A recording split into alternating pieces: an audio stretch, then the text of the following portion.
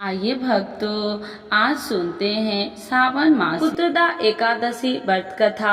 तो एक बार बोलिए प्रेम से विष्णु भगवान की जय। पुत्रदा एकादशी माता की जय। लक्ष्मी माता की जय। युधिष्ठिर ने कहा, हे केशव, श्रावण मास के शुक्ल पक्ष की एकादशी का क्या नाम है और क्या महात्म्य है, कृपा आप कहिए।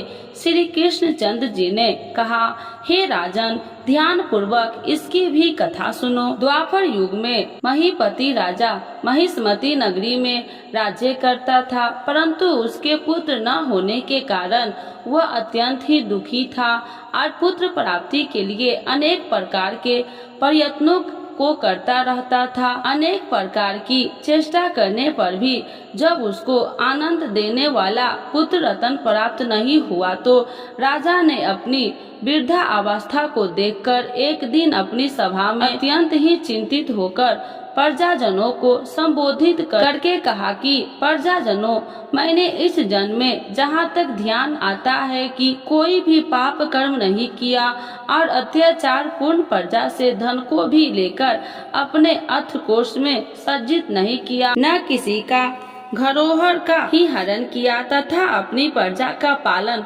पुत्र के सरदे कर रहा हूँ। धर्म कार्य के द्वारा पृथ्वी को भी अपने वश में कर रखा है।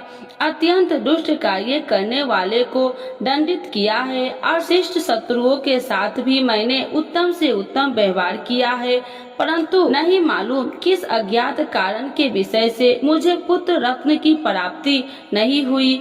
इस पर आप लोग ध्यान पूर्वक विचार करिए। इस प्रकार राजा के अर्थ वचन को सुनकर प्रजागण और पुरोहित आपस में बात करके राजा के कल्याण के निमित्त वन को गए और मुनियों के आश्रम को ढूंढते हुए इधर उधर वन में भ्रमण करने लगे।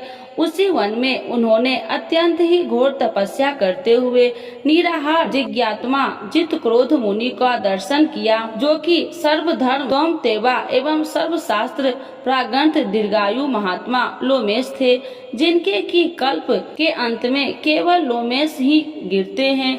इसी कारण उनका नाम लोमेश पड़ गया। इस प्रकार उन त्रिलोकी महात्मा लोमेश को देखकर सब लोग अत्यंत ही हर्षित होकर निकट जा यथोचित रूप से प्रणाम करके उनके पास स्थिर हो गए। लोमेश मुनि ने सब लोगों को देखकर यह प्रश्न किया कि तुम लोग यहाँ पर किस कारण से आए और यहाँ पर क्यों स्थिर हो गए हो। तब सब मनुष्य ने कहा कि हे महाराज, हम सब लोग अपने कष्ट के निमित्त होने के लिए आपके शुभ स्थान पर आए हैं। यह कष्ट यह है कि हमारा महिजीत नामक राजा अत्यंत ही धर्मात्मा है, परंतु वह पुत्रहीन है। इस दुख से उसे अत्यंत ही व्याकुल देखकर आपके शरण में तपस्या करने के हेतु हम सब एक चित्र हुए हैं। राजा के अहोभाग्य से हम सब लोगों को आपका दर्शन प्राप्त हुआ है, क्योंकि महात्मा एवं मुनि के दर्शन मात्र से ही मनुष्य के कार्य सिद्धि हो जाते हैं। अस्तु, अब आप हम लोगों के ऊपर कृपा दृष्टि कर इस प्रकार का उपदेश करिए कि जिससे हमारे धर्मात्मा राजा का कार्य सिद्ध होकर कल्याण होवे। प्रजाजनों की इस प्रकार की बातें को सुनकर क्षण भर तक ध्यान मग्न होकर राजा ने पूर्व जन्म के वृत्तांत को समझकर लोमेश ने कहा कि यह राजा पूर्व जन्म के अत्यंत ही घोर पापी और महादरिद्र जाति का वैश्य था।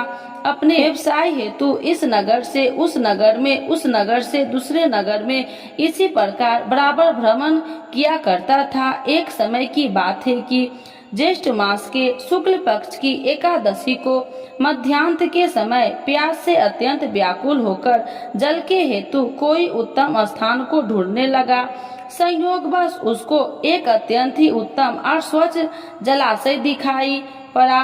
उसको देखते ही जल पीने की इच्छा से उसके समीप गया। उसी समय कुछ ही दिनों के ब्याही हुई एक गौ अपने साथ बछड़ों को लिए उसी जलाशय पर आकर जल पीने लगी। उस समय उस बनिए ने उस जल पीते हुई गौ को हटाकर स्वयं ही जल को पिया। इस पाप के कारण निसंतान है, परंतु कुछ पूर्व जन्म के पुण्य के प्रताप से उसको राज्य प्राप्त हो गया। मुनि जी की बातें को सुनकर प्रजाजन और पुरोहित ने कहा कि हे महाराज, हम लोगों ने पुराणों के द्वारा इस प्रकार सुना है कि पुण्य कार्य करने से पाप नष्ट हो जाते हैं। सो आप कृपा करके इस प्रकार पुण्य का उपदेश करिए कि जिससे पाप नष्ट होकर राजा महिजीत को पुत्र प्राप्त हो। तब लोमेश ऋषि ने कहा, हे मनुष्य, श्रावण मास के शुक्ल पक्ष की पुत्रदा नामक एकादशी का व्रत तुम लोग करो और नियम पूर्वक पूजन इत्यादि करके रात्रि भर जागरण करो तथा उसका सब फल आपने राजा को प्रदान दे तो उस राजा को पुत्र उत्पन्न होगा। इस प्रकार लोमेश ऋषि द्वारा व्रत के विधान और फल को सुन सब लोगों को अपार आनंद प्राप्त हुआ और सब लोग अपने अपने घर को लौट गए। जब सावन मास आया तो सब लोगों ने लोमेश ऋषि के आज्ञा अनुसार राजा सहित भक्ति और विधि पूर्वक एकादशी का व्रत किया और दूसरे दिन अपना अपना फल उन सब लोगों ने राजा को प्रदान कर दिया। तब उस फल से प्रभाव से राजा की रानी गर्भ को धारण करते कर समय आने वाले पुत्र रत्न को प्राप्त किया। इस प्रकार यह फलदायित्री पुत्रदा एकादशी है। इसीलिए इस लोक और उस लोक में आनंद प्राप्त करने वाले को इस पुत्रदा नामक एकादशी का व्रत अभ्यास करना चाहिए। इस एकादशी की महात्म्य पढ़ने और सुनने से घोर पापों से मुक्ति होती है। तो एक बार बोलिए प्रेम से विष्णु भगवान की जय। पुत्रदा एकादशी माता की जय। लक्ष्मी माता की जय। कथा के अनुसार प्राचीन समय में भद्रावती नगरी में सुकेतु मान नाम का एक राजा राज्य करता था। उसके कोई संतान नहीं थी। उसकी पत्नी का नाम शोभ्य था। उस पुत्रहीन राजा के मन में इस बात की बड़ी चिंता थी कि उसके बाद उसे और उसके पूर्वजों को कौन पिंड दान देगा। उसके पितर भी व्यथित हो पिंड लेते थे कि सुकेतु मान के बाद हमें कौन पिंड दान देगा। इधर राजा भी बंधु बांधव राज्य हाथी घोड़ा आदि से संतुष्ट नहीं था कि उसका एकमात्र कारण पुत्रहीन होना था। बिना पुत्र के पितरों और देवताओं से ऋण नहीं हो सकते। उस तरह राजा रात दिन इसी चिंता में घुला करता था। इस चिंता के कारण एक दिन वह इतना दुखी हो गया कि उसके मन में अपने शरीर को त्याग देने की इच्छा उत्पन्न हो गई। किंतु वह सोचने लगा कि आत्महत्या करना तो महापाप है, अतः उसने इस विचार को मन से निकाल दिया। एक दिन इन्हीं विचारों में डूबा हुआ वह घोड़े पर सवार होकर वन को चल दिया। घोड़े पर सवार राजा उन पक्षियों और वृक्षों को देखने लगा।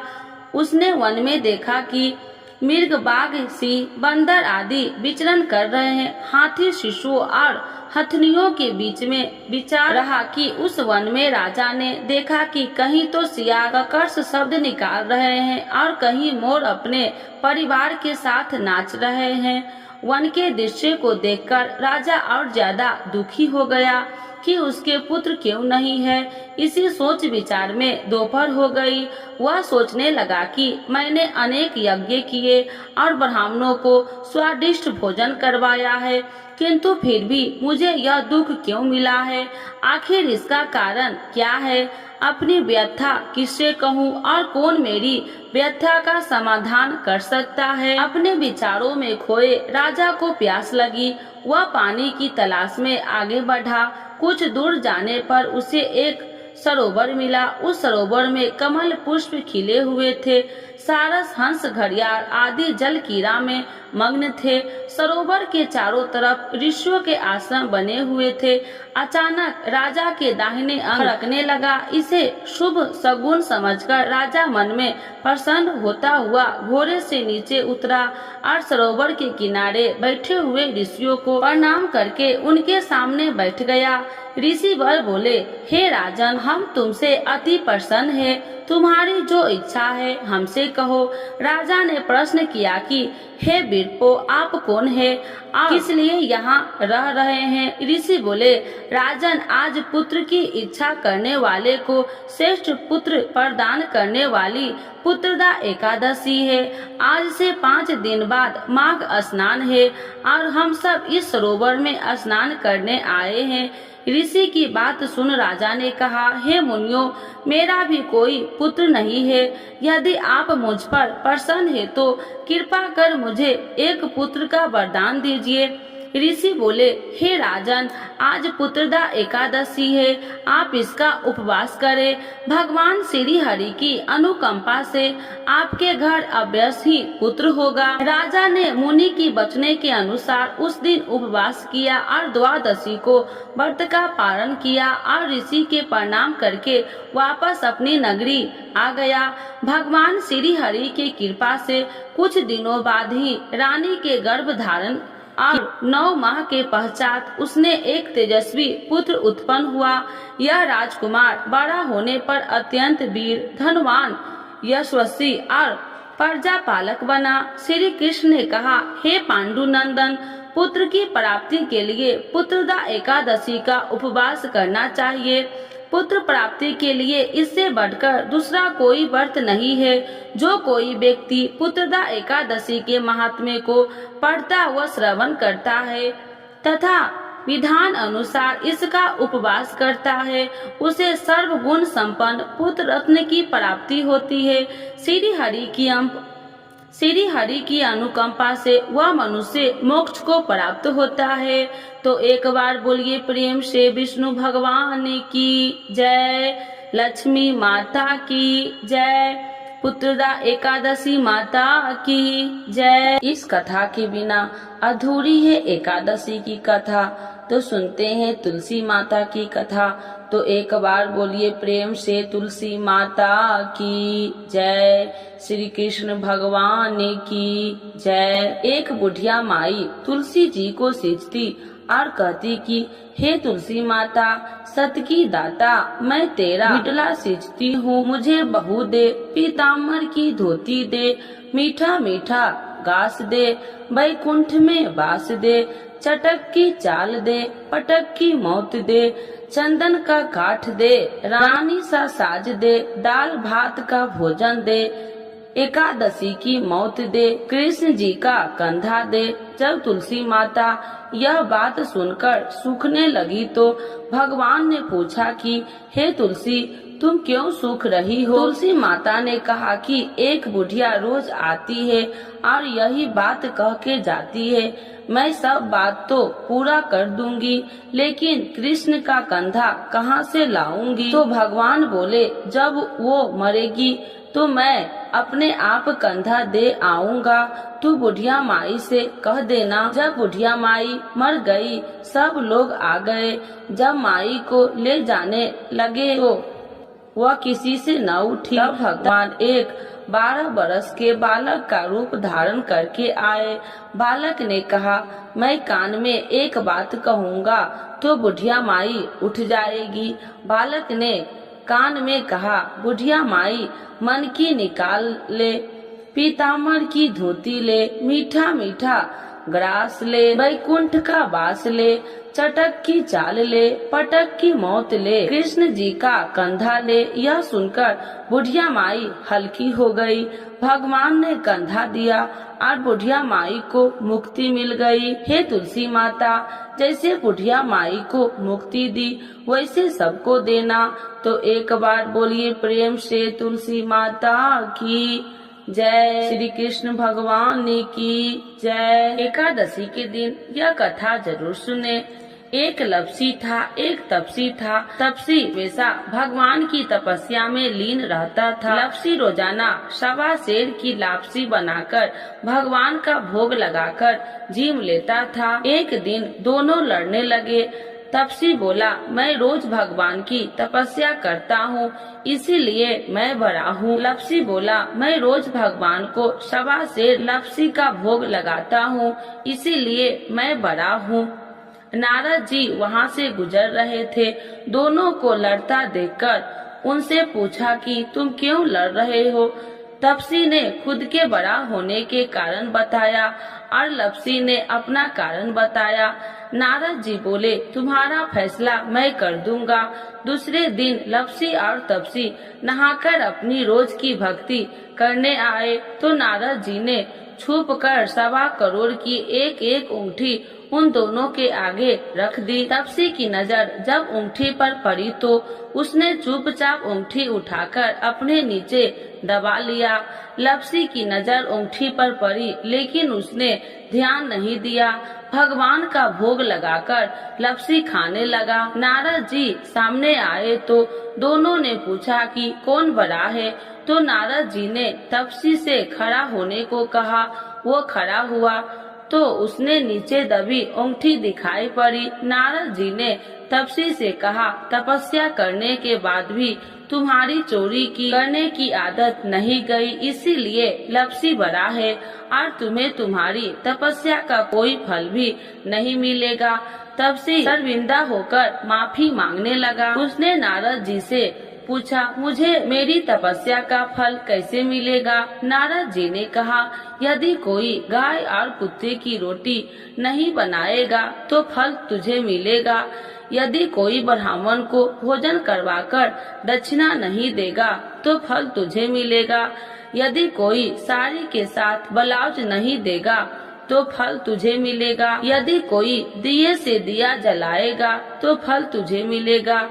यदि कोई सारी कहानी सुने लेकिन तुम्हारी कहानी नहीं सुनेगा तो फल तुझे मिलेगा।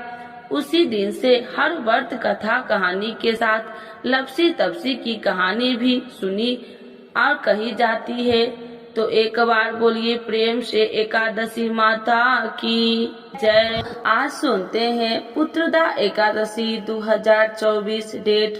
पुत्रदा एकादशी कब है, जाने डेट और व्रत रखने का लाभ। श्रावण मास के शुक्ल पक्ष की एकादशी को पुत्रदा एकादशी कहते हैं। पुत्रदा एकादशी अब की बार 16 अगस्त को है। पद्म पुराण के इस एकादशी का महत्व बहुत ही खास माना गया है। सावन के पवित्र महीने में जब भगवान विष्णु चतुर्मास की निद्रा में होते हैं तो यह एकादशी पड़ती है और इसको पुत्रदायी एकादशी माना गया है। इस दिन विधि विधान से भगवान विष्णु की पूजा करने का खास महत्व होता है। भगवान विष्णु की पूजा से आपकी सभी मनोकामनाएं पूरी होती है। मान्यता है कि इस दिन वे महिलाएं जो पुत्र पाना चाहती है अगर व्रत करे तो उन्हें पुत्र रत्न की प्राप्ति होती है। आइए जानते हैं पुत्रदा एकादशी व्रत का महत्व, डेट और पूजा विधि। पुत्रदा एकादशी की डेट। पुत्रदा एकादशी इस बार 16 अगस्त को है।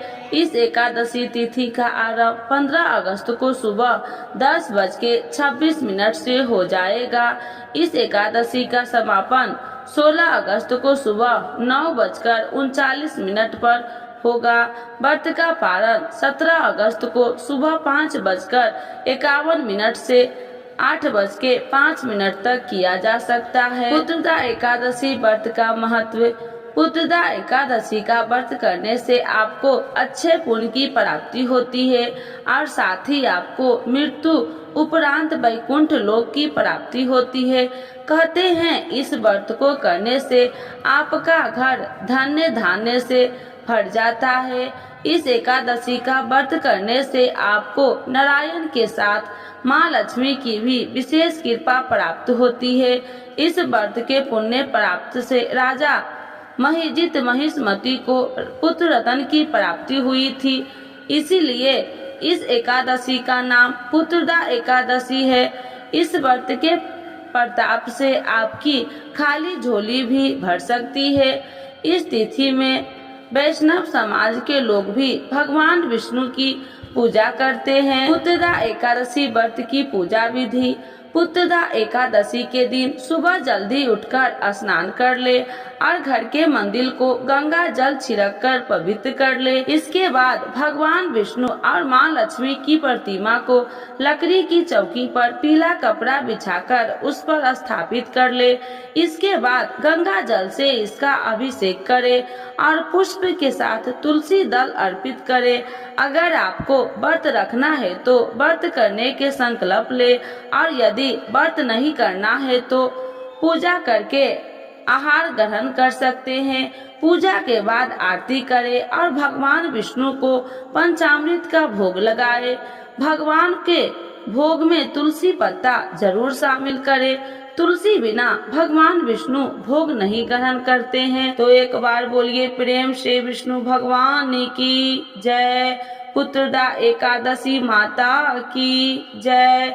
लक्ष्मी माता की जय। आप जानेंगे सावन पुत्रदा एकादशी के दिन करे ये उपाय, चमक उठेगा संतान का भाग्य। पंचांग के मुताबिक सावन माह के शुक्ल पक्ष की एकादशी तिथि को सावन पुत्रदा एकादशी के नाम से जाना जाता है। वही संतान के लिए साल में 2 बार पुत्रदा एकादशी पड़ती है, एक पौष माह के और एक सावन माह में। इस एकादशी तिथि के दिन भगवान विष्णु के साथ भगवान शिव की पूजा विधिवत रूप से करने का विधान है। यह व्रत विशेष रूप से उन लोगों के लिए महत्वपूर्ण है जो संतान प्राप्त करने की इच्छा रखते हैं। अब ऐसे में संतान पुत्रदा एकादशी के दिन कुछ ऐसे उपाय है जिसे करने से संतान का भाग्य चमक सकता है। आइए जानते हैं संतान सुख की प्राप्ति के लिए करे ये उपाय। सावन पुत्रदा एकादशी के दिन भगवान विष्णु की पूजा करने का विधान है, इसीलिए इस दिन पूजा करते समय आप उन्हीं के अवतार भगवान श्री कृष्ण के संतान गोपाल मंत्र का जाप करें।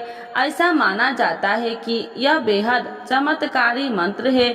इसके जाप करने से दंपति को संतान सुख की प्राप्ति होती है और सभी परेशानियां भी दूर हो जाती है। मंत्र ओम देवकी सुत गोविंद वासुदेव जगतपते देहि मैं तन्ने कृष्ण तोमाम शरणगतः।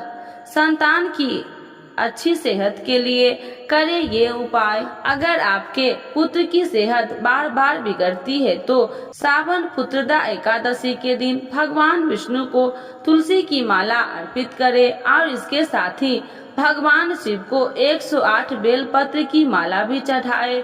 ऐसा करने से संतान की सेहत अच्छी रहेगी और भाग्य का भी साथ मिलेगा। कार्य क्षेत्र में सफलता प्राप्ति के लिए करें ये उपाय। सावन पुत्रदा एकादशी के दिन संतान की तरक्की के लिए विष्णु सहस्त्र नाम का पाठ करें। इसके अलावा आप इस दिन महामृत्युंजय मंत्र का जाप अभ्यास करें। ऐसा करने से संतान को कार्य क्षेत्र में सफलता मिलती है। भगवान विष्णु की कृपा प्राप्ति के लिए करें ये उपाय।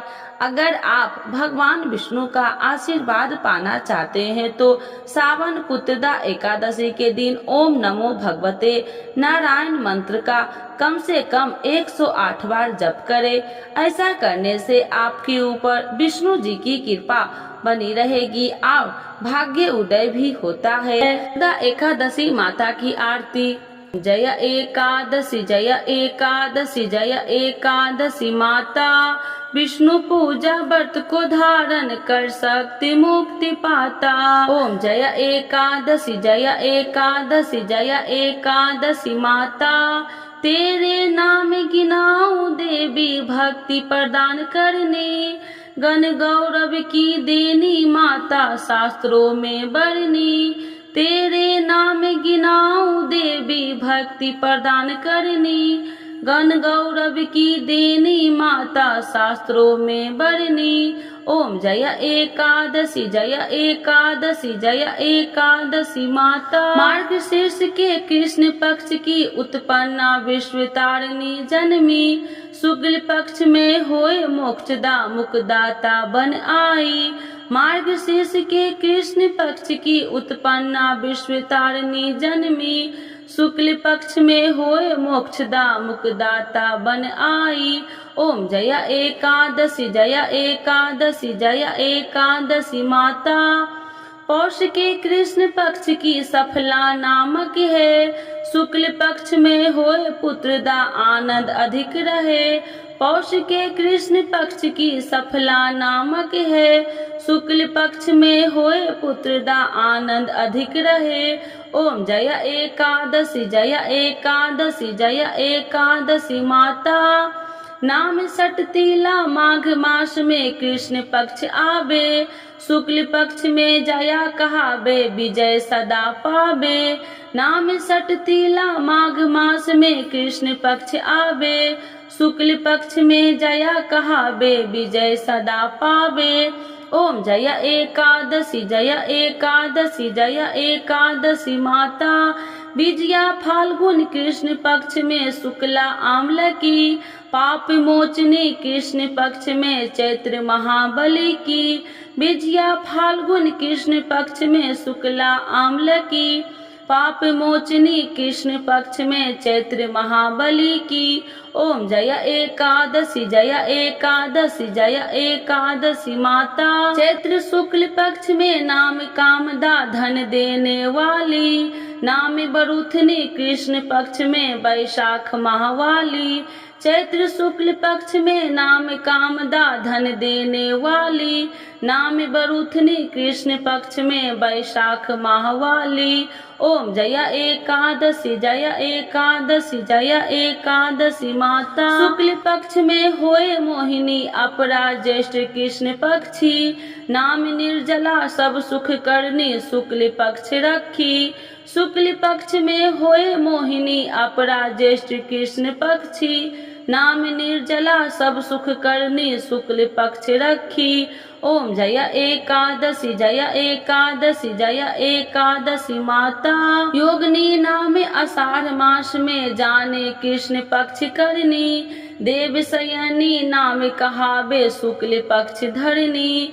योगिनी नाम आषाढ़ मास में जाने कृष्ण पक्ष करनी, देव शयनी नाम कहावे शुक्ल पक्ष धरनी। ओम जय एकादशी जय एकादशी जय एकादशी माता। कामिका सावन मास में आवे कृष्ण पक्ष कहिए, सावन सुखला होए पवित्रता आनंद से रहिए। कामिका सावन मास में आवे कृष्ण पक्ष कहिए, सावन सुखला होए पवित्रता आनंद से रहिए। ओम जय एकादशी जय एकादशी जय एकादशी माता। आजा भाद्रपद कृष्ण पक्ष की परवर्तिनी शुक्ला, नाम इंदिरा आश्विन कृष्ण पक्ष में व्रत से भव सागर निकला। आजा भाद्रपद कृष्ण पक्ष की परवर्तिनी शुक्ला, इंदिरा आश्विन कृष्ण पक्ष में व्रत से भव सागर निकला। ओम जय एकादशी जय एकादशी जय एकादशी माता। पापा कुशाहे शुक्ल पक्ष में आप हरणहारी, रमा मास कार्तिक में आवे सुखदायक भारी। पापा कुशाहे शुक्ल पक्ष में आप हरणहारी, रमा मास कार्तिक में आवे सुखदायक भारी। ओम जय एकादशी जय एकादशी जय एकादशी माता। देवी उठाने शुक्ल पक्ष की दुख नाशक मैया, पावन मास में करो विनती पार करो नैया। देवी उठाने शुक्ल पक्ष की दुख नाशक मैया, पावन मास में करो विनती पार करो नैया।